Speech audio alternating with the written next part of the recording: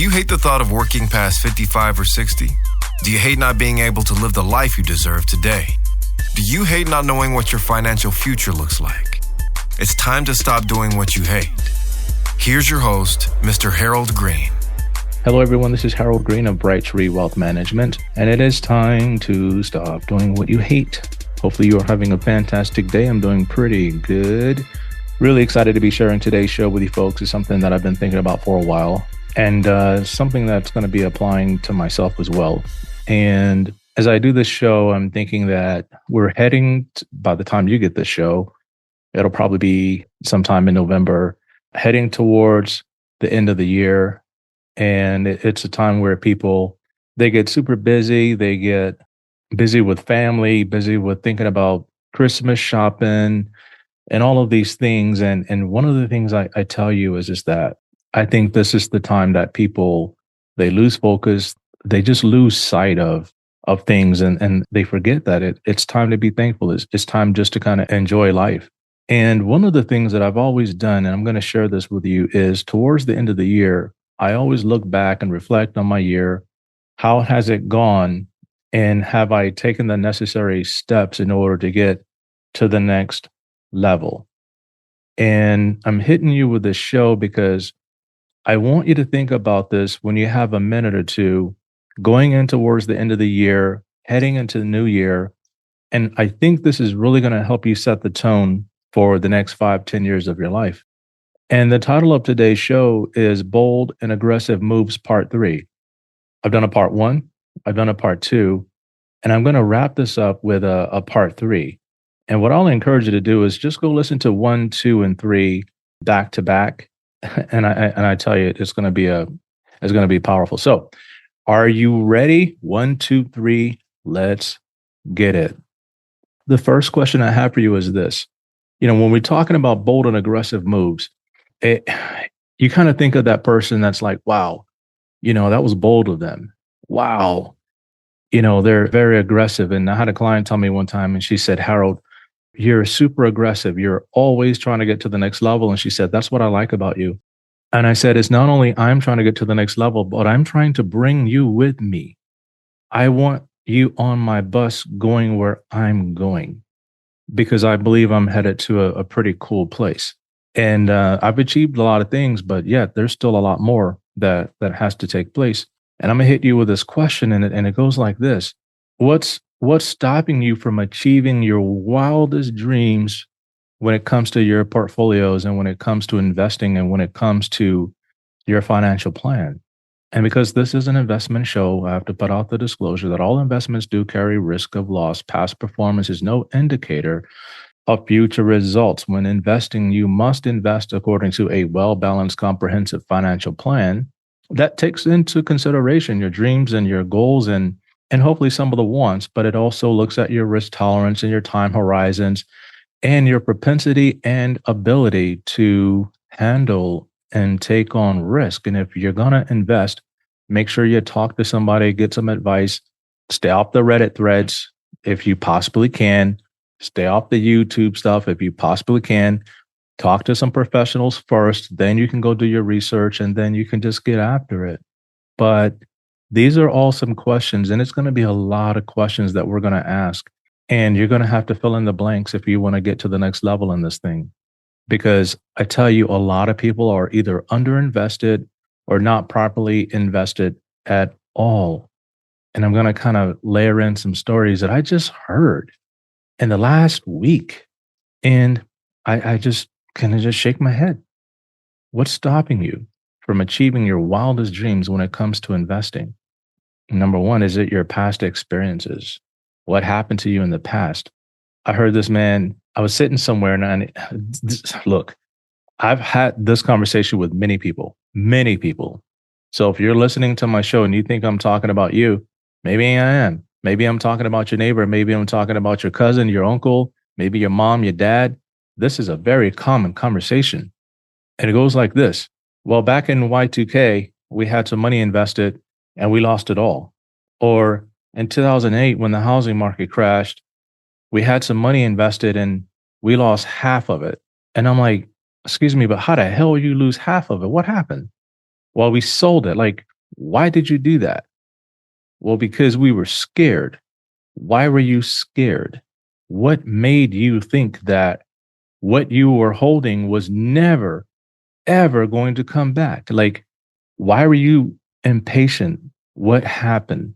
Who were you working with? What did your advisor say about that? Is that stopping you? Are you shell shocked because of past experiences? Number two, common investment knowledge. Is that holding you back? Is that stopping you? You might say, like, Harold, I don't know enough about investing. I don't know enough about the market. I don't know enough about ABC. Is that stopping you and holding you back? Is it a lack of financial resources? Harold, if I just had more money, if I just had more money, I right now I'm living paycheck to paycheck. And, if I just had a couple more $100 every month I could give you, is that stopping you? Or is it a feeling of laziness or procrastination? Is it just like, I'll get around to it someday, like, I'll get to it. Like, I'm still young, or, I have time, and I'm getting a bonus next year. And so I'll hit you up when I get that bonus, Harold. I'll do that then. Is it fear of making a mistake? Like, Harold, if I do this, I've seen a lot of people mess up when investing in the stock market. And my question is what makes you think that you're like a lot of people? What if you're different? What if you do it this time and you have fantastic results because you're working with the right people, and the people that you're talking to, they're not working with the right people? What's up with that? Fear of making a mistake. Is that you? Do you not have any clear examples of success? Do you not talk to anybody who's been successful investing in the market? Are all your friends and family members bad investment people? Like, do they just make the wrong choices all the time, or are they too conservative? Do you talk to the people that said, hey, I took, I'd started with this much and I layered in, and I did this and I worked with this person, and now I got like 10 million bucks because we made the right moves, bold and aggressive moves at the right time. Do you know who those people are? I have a bunch of them. I have a bunch of them as clients, and they're out there telling everybody that'll open their ear and listen. Clear examples of success. Well, I'm not like them. They're riskier than I am. I hear this all the time. Do you make foolish decisions? Is that what's stopping you? Yeah, Harold, when the market went down in such and such time, when this guy got elected, I felt like he was going to tear everything apart. So I just was like, I just sold everything. I just like, hey, the guy's going to ruin the countries, this and that. Are you making those kind of foolish decisions in your portfolio? Because this ain't about who's running the country. This is about you running your life and operating the car to your destiny. Who cares who's in the White House? I'm tired of hearing it. I'm sick of it. If that's what you're doing, then I'm going to say that's foolish. And I don't want to work with it because I don't want to work with foolish people. I just don't. Okay. You can have your opinions, but I'm not going to put my opinions on you. And I don't want you putting your opinions on me, because that is going to ruin our theme. It's going to ruin our chances of success. We got to put that stuff on the side. Lack of time. Oh, Harold, I don't have enough time. I don't have enough time. I just don't. I'm busy all the time. I barely have time to myself. And when I was homeless, somebody took me to a seminar, and it was about like how to get more done in less time, stopping procrastination, this and that. Like, he used to be the one of the chaplains for the Chicago Bears years ago, and he just kind of laid it out to us, right? Here's a guy who's talking to NFL players, Walter Payton. I mean, stuff like this is what we're dealing with here. All right. So I'm listening, I'm taking crap ton of notes, and I'm sitting here like, man, I only got $1 in my pocket. That's all I got. And I'm sitting here homeless. If it wasn't for my friend let me sleep on his sofa, man, with my wife that was pregnant, 8 months pregnant, with my son that was 4 years old at the time, if it wasn't for him, man, I would have been in the street or sleeping in the car. And we almost had to do that. But anyway, I'll share more about that later. Is it your upbringing that's stopping you? Is it what your parents told you about investing? Is it because of the mistakes that they made? Association friends, like, is it your friends that are holding you back and stopping you? Are you moving in a herd, or like, are you joined at the hip with somebody that like is always trying to tell you what to do, always controlling your life, pulling the strings because you're codependent? Do you have some of that stuff going on? Is it your family? I'll hit that up again. Are they holding you back? Like, Harold, I got to help my family too much. Like, my family's poor. They need money. So I can't invest because I'm always helping them. We'll get into that someday, but not right now. Lack of discipline or self control. Can you not stop spending? Do you spend too much? Can you not save? Is that what's stopping you from achieving your goals and your destiny? Is it like past trauma? Is it something that happened to you a long time ago that it's just stopping you in all phases of your life? Is it a lack of determination? Do you just not have like motivation? Are you not motivated to achieve financial success in your portfolios and in your financial plan? Are you comfortable where you are? Harold, I'm okay. I mean, my job is not bad, but it could be better, but I can deal with it. And that's tough because you got to understand retirement and financial success is a moving target. You might be comfortable where you are today, but then you get called in the office and now you got to take a pay cut because the company is this and that and the other. Either take a pay cut or you get fired because the company they're downsizing, and it just blindsides you. And this is where a lot of people are, and this is where a lot of people are going to be. And if you're sitting there saying, well, I'm comfortable where I'm at, you're just one situation away from being very uncomfortable. And you have to kind of look and plan that stuff out.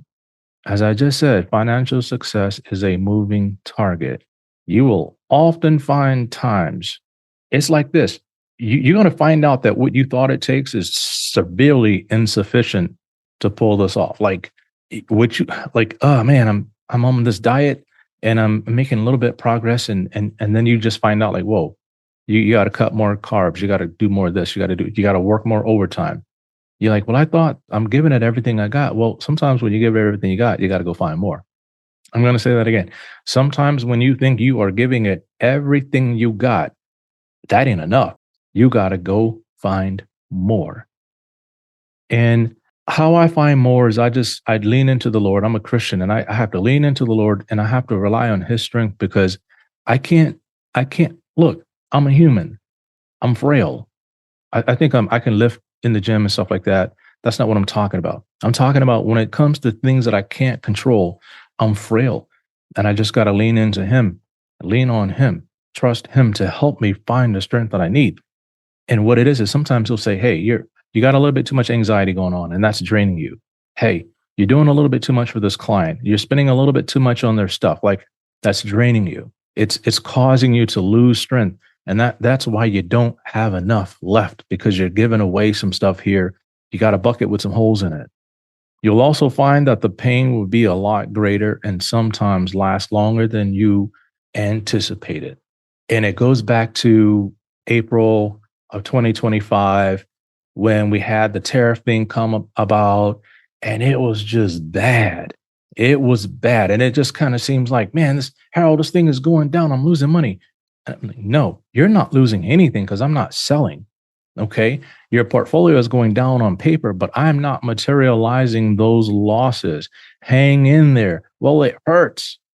Of course it hurts because it hurts sometimes when things that are out of your control hit your portfolio and you have to make sure that you can handle that level of risk. And it's like this. These things are going to happen, but the question is how fast can we get those paper losses back up in your portfolio? Okay. How fast? When a client calls me and says, Harold, I lost money, I tell them, you know what? You didn't lose anything. Stop telling me you lost money. Did I sell anything in your portfolio? No, I didn't sell anything. So you didn't lose anything. Stop saying that to me. Sometimes I get like offended. I got to calm myself down. And I know where they're coming from because that's the old investment talk. Man, I lost a lot of money last month. No, you did not. Did I sell anything? No.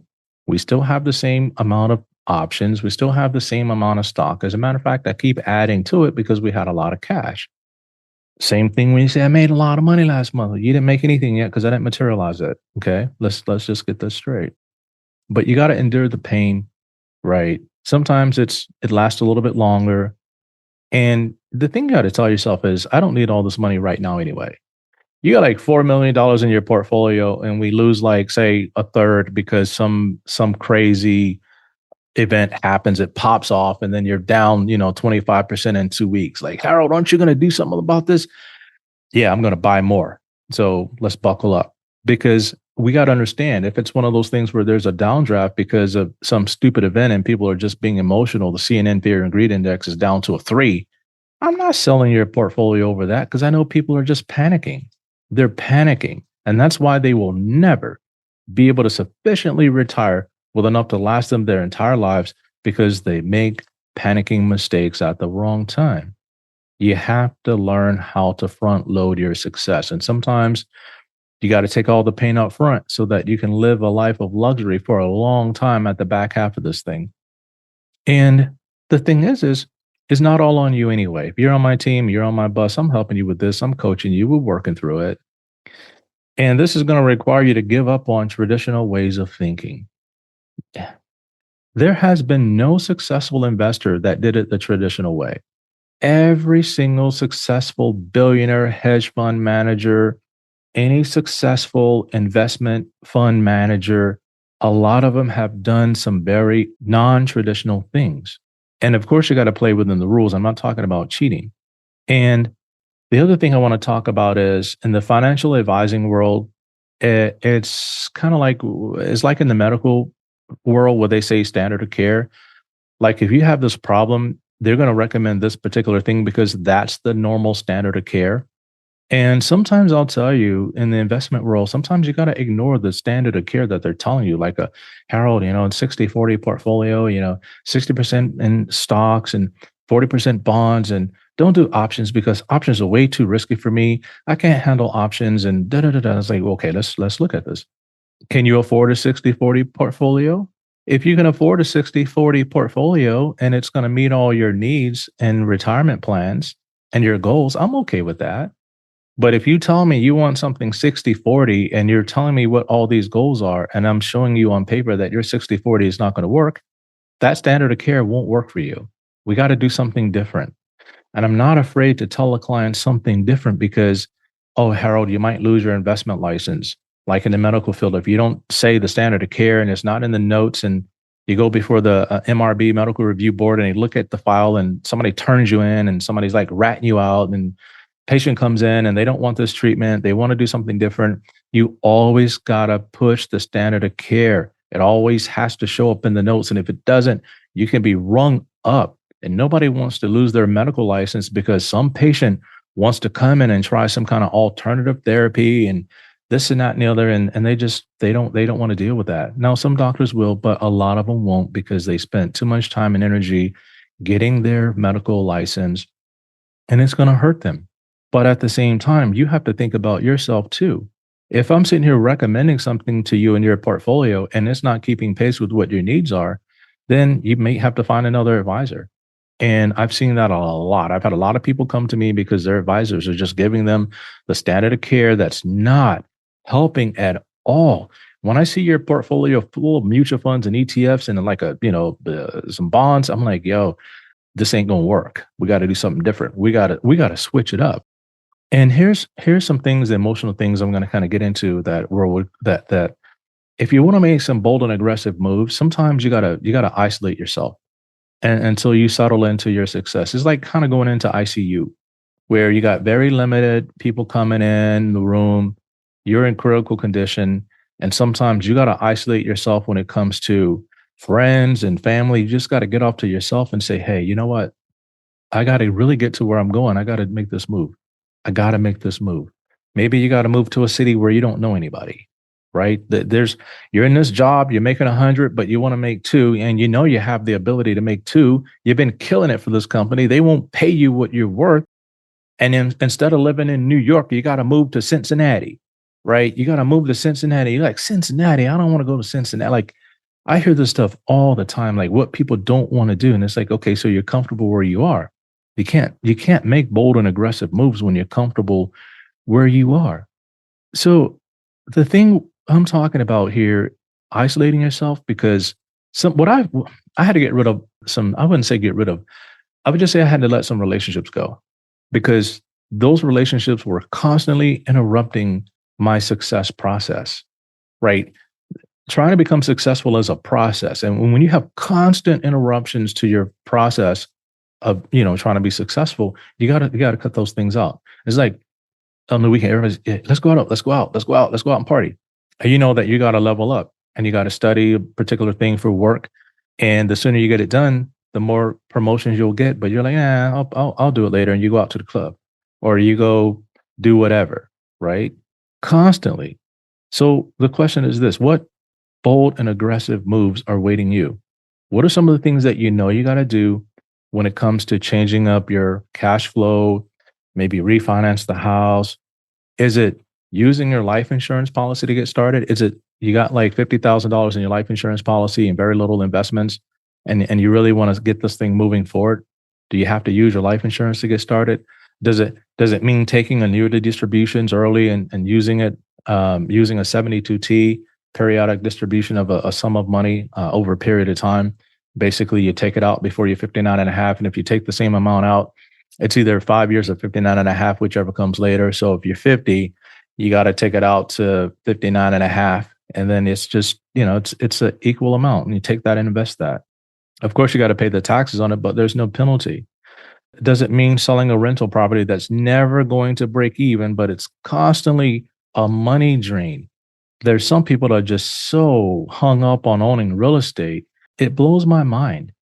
Some of these material possessions, they're costing you way more than they're worth, but it helps you to sleep at night because in your mind, you're like, well, if anything goes wrong, I can just sell one of them. If anything goes wrong on any money, I can just sell one of them. What if you can't sell one of them? What if we're in a bad situation where the market is depressed and nobody can afford a house, or I can't say nobody, but it's just going to take a long time to unload it and it's draining you? Like I said, does it mean switching jobs? Does it mean reducing 401k contributions and investing outside? Does it mean taking the tax hit now in order to live the life you want? And some people, young people anyway, I tell them, I said, okay, if you have the option to do Roth in your 401k, that's great. But if you look at your 401k and it's just a bunch of mutual funds in there, people always say, don't give up the free money. Don't give up the free money. But you don't understand what free money is costing you. Nothing is free. There are hidden opportunity costs in investing in your 401k at a young age, right? You're not making a lot of money anyway.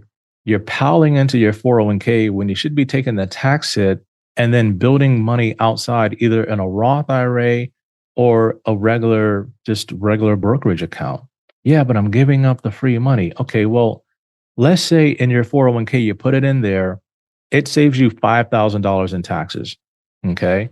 And you put $10,000 in your 401k, and this is just a hypothetical, and you save basically $5,000 in your taxes, but $10,000 went in the 401k, and the $10,000 went in the 401k, and it made 5%. All right, it made 5%. Well, inflation is already 3 and 4, sometimes 5 and 6, depending on where you live. You have the opportunity to say buy Tesla or Apple, and the $10,000 went up 30%, right? What is that? That's $3,000. You had to pay the tax hit. You put the money over there in the portfolio. You made it $3,000. If you're trading options, it could be 100%. That could be 20,000. But in your 401k, what do you have? You have 5%. 5%.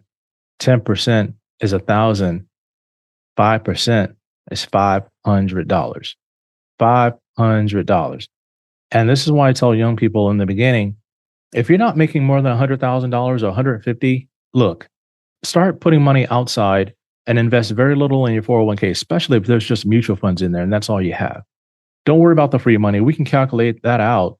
And if you find that, hey, Harold, your portfolio is not performing, I'm not getting the return that you said I'm supposed to get by not putting in my 401k, I might as well be in my 401k and save taxes. Well, by all means, go back and do that. But what I'm saying is I haven't found that to be true historically. But as we head into the holiday season and head in towards the new year, think about what kind of bold and aggressive moves are awaiting you. What are you going to need to do? And then I'm going to tell you, you're going to have to weave those moves into your life. Cold turkey sometimes just not work. It's too hard on the friends. It's too hard on the family. It's too hard, on the girlfriend or the boyfriend that wants to hang out all the time. And, they're not really doing stuff with their life. And it's like, you're going to have to start to weave these changes into your life. It's like changing your diet. You're going to have to start to add healthy things in there. Get used to eating berries and fruit and nuts, and start slow and then build yourself up. Build up your tolerance. Build up your muscles in order to make bigger and bolder, aggressive moves. So I wanted to share this show with you guys today. I'd love to hear what kind of bold and aggressive moves you guys are making. Hit me up on the website, schedule a time to talk, see where you're at, see if there's anything we can do to improve your situation and take your game to a whole new level. So thanks for allowing me to share today's show with you folks. And until next time, everybody, 1, 2, 3, let's get it. This is thepodcastfactory.com.